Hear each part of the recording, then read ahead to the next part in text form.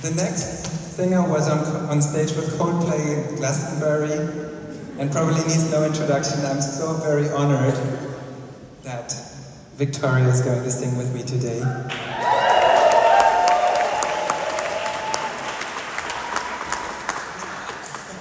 I'd rather not after that, actually. Jeez Louise, that was the most perfect performance I've ever seen. That was amazing. She's a star.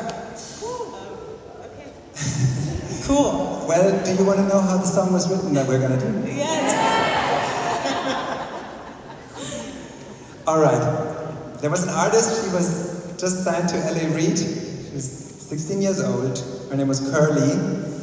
And Curly and Lindy Robbins, someone I love to write with, we got in the studio together and Lindy started the day by saying, I want to write a song with the title Skyscraper. And I was like, Lindy, are you crazy? That word has no emotion. But she said, no, trust me. And then I think Curly came up with the idea of, I will be rising from the ground like a skyscraper. And suddenly this dry word was starting to come to life and had emotion and had impact. And I was at the piano, and it's one of these songs again that just poured out of us. And a little bit later, I tell the second part of the story too. Curly then brought the song to her label, and they hated it. They threw it in the trash. Back in the day, we had CDs. They were you would just like put it there. Heartbreaking for her. But thanks to a publisher, Benjamin Graff at Cobalt, he played it to John Lind, who worked at Hollywood Records at the time. He passed 2 years ago. So he was a great person, John Lind, but he played it to Demi Lovato.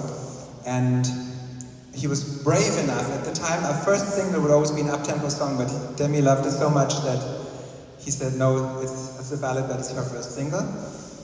And then Demi came to the studio, and Demi has some demons she's battling with, and she had that back then already and still has hard times. I love her to pieces, and I hope that she gets a hold of all this. But she had one of these hard times, and she came to the studio and sang the song, and there was so many tears and so much raw emotion in that first performance. And then the next day she went to a place that would help her get better, and 2 weeks later she came back and called me and said, Toby, I feel great now, I want to sing this again.